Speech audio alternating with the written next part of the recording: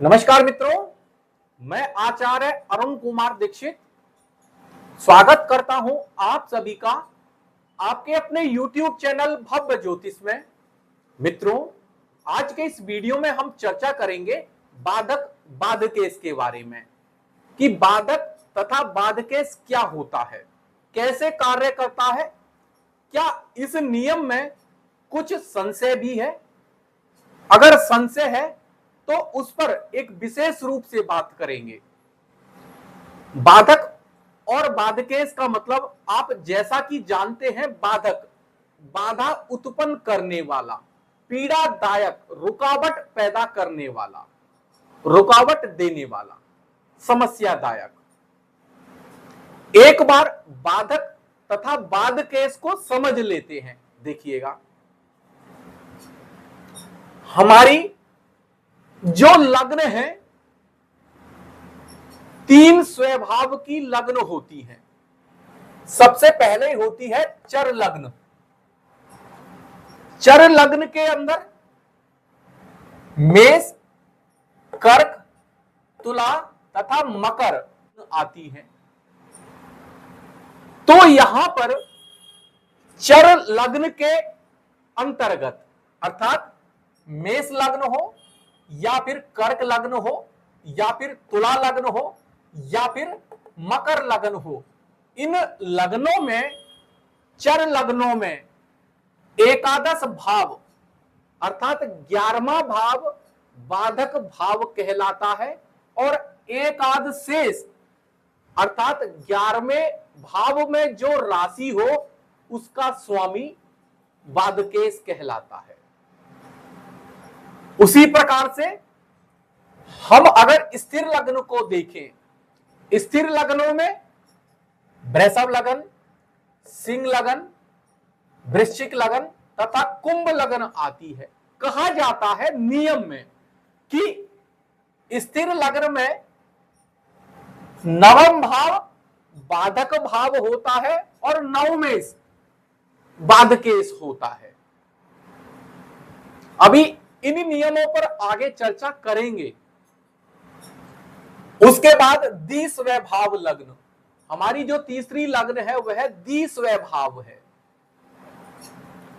द्विस्वय भाव लग्नों में मिथुन लग्न, कन्या, धनु तथा मीन लग्न आती है। नियम कहता है द्विस्वय भाव लग्नों में सप्तम भाव बाधक भाव और सप्तमेश अर्थात सप्तम भाव में जो राशि हो उसका स्वामी ग्रह बाधकेश कहलाता है। अब यह बाधक और बाधकेश क्यों बना, इसके बारे में सबसे पहले चर्चा करेंगे। फिर आगे इस नियम में कुछ संशय है तो उस संशय पर आगे चर्चा करेंगे। देखिएगा, सबसे पहले हम चर लग्न देखते हैं। एक बार मैं आपको चर लग्न की कुंडली बनाता हूं, उसमें आपको बिल्कुल क्लियर हो जाएगा। देखिएगा चर लग्नों में कहा गया कि 11वां भाव तथा 11वें भाव का मालिक, 11वां भाव होता है बाधक भाव और 11वें भाव का मालिक बाधकेश होता है। देखिएगा, जब चर लग्न, पहली चर लग्न देखिए, ये मेष लग्न है। मेष लग्न में 11वां भाव देखिए, 11वां भाव बाधक भाव कहलाता है। 11वें भाव में राशि कौन सी है? कुंभ, शनि महाराज की राशि है। अगर आप देखें तो जो लग्नेश है मंगल महाराज, शनि महाराज को अपना नैसर्गिक सम समझते हैं। मंगल महाराज शनि महाराज को नैसर्गिक रूप से सम समझते हैं और जबकि शनि महाराज मंगल महाराज को नैसर्गिक रूप से शत्रु समझते हैं। बाधक बाधकेश की कहीं ना कहीं ये जो भूमिका है, यह नैसर्गिक मित्रता शत्रुता पे ज्यादा आधारित है। उसके बाद आप कर्क लगन देखिए, कर्क लगन के स्वामी बनते हैं चंद्र महाराज और 11वां भाव देखिए, 11वें भाव में है वृषभ राशि, वृषभ राशि के मालिक बनते हैं शुक्र। चंद्र महाराज नैसर्गिक रूप से शुक्र महाराज को सम समझते हैं। और जबकि शुक्र महाराज नैसर्गिक रूप से चंद्र महाराज को शत्रु समझते हैं। इसके बाद तुला लग्न देखिए, तुला लग्न में ये 11वां भाव, तुला लग्न के स्वामी बनते हैं शुक्र महाराज और ये 11वां भाव, 11वें भाव के मालिक हैं सूर्य महाराज। 11वां भाव बाधक भाव और सूर्य महाराज बाधकेश। इसका मतलब तुला लग्न के लिए आप देखें, शुक्र महाराज सूर्य महाराज को नैसर्गिक रूप से शत्रु समझते हैं और सूर्य महाराज भी शुक्र महाराज को नैसर्गिक रूप से शत्रु समझते हैं। आगे आप मकर लगन देखिए, मकर लगन के स्वामी बनते हैं शनि महाराज और 11वां भाव देखिए, 11वें भाव में है वृश्चिक राशि, 11वां भाव होगा बाधक भाव और 11वें भाव के मालिक बनते हैं मंगल। शनि महाराज मंगल महाराज को नैसर्गिक रूप से शत्रु समझते हैं और जबकि मंगल महाराज शनि महाराज को नैसर्गिक रूप से सम समझते हैं। यहां पर लग्नेश तथा एकाद शेष की मित्रता नहीं है चर लग्न में, आप देख रहे हैं कहीं ना कहीं यह नैसर्गिक रूप से एक दूसरे के या तो शत्रु हैं या सम हैं, मित्र कोई भी नहीं है। और जो 11वां भाव होता है वह छठे से छठा भी होता है। 11वां भाव रोगदायक भी है, बेशक वह लाभ स्थान है। 11वें भाव के मालिक की दशा फाइनेंशियल तरक्की दे सकती है परंतु हेल्थ इश्यू भी दे सकती है, क्योंकि 11वें भाव के अंदर छठे से छठा होने की वजह से रोग देने की प्रवृत्ति भी है। यहां पर हमने देखा कि यह बाधक बाधकेश का नियम लगता हुआ नजर आता है। इसके बाद जब आते हैं हम अगली लग्न पर, चर लग्न हमने किया, उसके बाद एक बार 20वें भाव लग्न करते हैं, फिर करेंगे स्थिर लग्न। देखिएगा, इनको एक बार यहां से मिटा देते हैं। अब जरा एक बार 20वें भाव लग्नों को देखते हैं। देखिएगा, आप 20वें भाव लग्न देखिए। 20वें भाव लग्न में सबसे पहली लग्न आप देखिए मिथुन लग्न, और 20वें भाव लग्नों में बताया गया कि सप्तम भाव बाधक भाव और सप्तमेश बाधकेश कहलाता है। 20वें भाव पहली मिथुन लग्न देखिए, मिथुन लग्न में सप्तम भाव, ये सप्तम भाव है और सप्तम भाव में जो राशि हो वह बाधकेश। सप्तम भाव में धनु राशि है और धनु राशि के स्वामी बनते हैं गुरु महाराज। अब यहां पर लग्नेश तथा सप्तमेश की आप नैसर्गिक मित्रता शत्रुता देखिए। लग्नेश बनते हैं बुध, सप्तमेश बनते हैं गुरु महाराज। गुरु महाराज नैसर्गिक रूप से बुध महाराज को शत्रु समझते हैं और बुध महाराज गुरु महाराज को नैसर्गिक रूप से सम समझते हैं। यहां मित्रता नहीं है। अगली देखिए, फिर कन्या लग्न। कन्या लग्न में ये सप्तम भाव और सप्तम भाव में मीन राशि, मीन राशि के स्वामी बनते हैं गुरु महाराज। और आप देखेंगे कि बुध महाराज गुरु महाराज को नैसर्गिक रूप से सम समझते हैं तथा गुरु महाराज बुध महाराज को नैसर्गिक रूप से शत्रु समझते हैं। इसके बाद अगली देखिए धनु लग्न। धनु लग्न में लग्नेश बनेंगे गुरु महाराज और सप्तमेश बनेंगे बुध महाराज। वही वाली बात आती है कि गुरु महाराज बुध महाराज को शत्रु समझते हैं और बुध महाराज गुरु महाराज को सम समझते हैं, मित्रता नहीं है। आगे देखिए मीन लग्न में, देखिए मीन लग्न के स्वामी बनते हैं गुरु महाराज और सप्तम भाव देखिए, सप्तम भाव में आती है कन्या राशि और कन्या राशि के मालिक बनते हैं बुध महाराज। तो यहां पर भी गुरु महाराज सप्तमेश बुध को शत्रु समझते हैं और जबकि सप्तमेश बुध महाराज लग्नेश गुरु महाराज को सम समझते हैं। यहां पर भी लग्नेश तथा सप्तमेश में आपस में नैसर्गिक मित्रता नहीं है तथा सप्तम भाव भी मारक भाव है। इसी वजह से जब सप्तमेश की दशा आएगी तो वह व्यक्ति को हेल्थ इश्यू दे सकती है, समस्या दे सकती है। तो यहां पर हम कह सकते हैं कि यह बाधक बाधकेश का नियम एक बार लागू हो सकता है। इसके बाद हम आगे देखेंगे स्थिर लग्न को।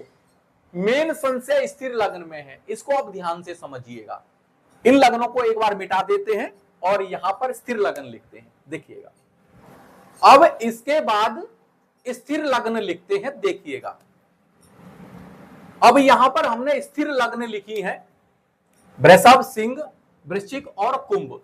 नियम कहता है कि स्थिर लग्न में नवम भाव बाधक भाव है और नवमेश बाधकेश है। एक बार जरा इसको देख लेते हैं, फिर चर्चा करेंगे। देखिएगा, वृषभ लग्न के अंदर ये नवम भाव में शनि महाराज की राशि। शुक्र महाराज शनि महाराज को मित्र समझते हैं और शनि महाराज भी शुक्र महाराज को मित्र समझते हैं। आपस में लग्नेश और नवमेश की नैसर्गिक मित्रता तथा वृषभ लग्न की कुंडली में शनि महाराज योग कारक ग्रह बनते हैं, केंद्र त्रिकोण के स्वामी बनते हैं। तो ये बाधक बाधकेश कैसे हो सकते हैं, इसमें संशय है।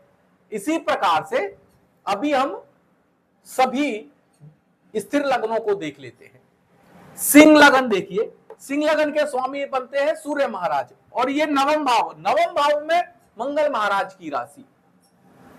सूर्य महाराज मंगल महाराज को मित्र समझते हैं और मंगल महाराज सूर्य महाराज को मित्र समझते हैं। यहां पर भी लग्नेश और नवमेश में मित्रता है, नैसर्गिक मित्रता।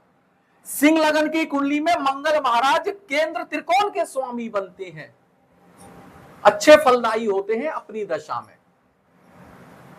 ये कैसे बाधक हो सकते हैं? आगे देखिए, वृश्चिक लग्न की कुंडली में यह नवम भाव है, नवम भाव में कर्क राशि है। मंगल महाराज चंद्र महाराज को नैसर्गिक रूप से मित्र समझते हैं और चंद्र महाराज मंगल महाराज को नैसर्गिक रूप से सन समझते हैं। शत्रुता यहां नहीं है। तो नवम भाव के मालिक चंद्र महाराज कैसे बाधक हो सकते हैं? इसके बाद अगली लग्न देखिए, कुंभ लग्न। कुंभ लग्न के स्वामी बनते हैं शनि महाराज और ये नवम भाव में राशि आती है शुक्र महाराज की। मतलब नवम भाव बाधक भाव और नवमेश अर्थात शुक्र महाराज बाधकेश। अब आप यह देखिएगा कि शनि महाराज नैसर्गिक रूप से शुक्र महाराज को मित्र समझते हैं और शुक्र महाराज शनि महाराज को नैसर्गिक रूप से मित्र समझते हैं।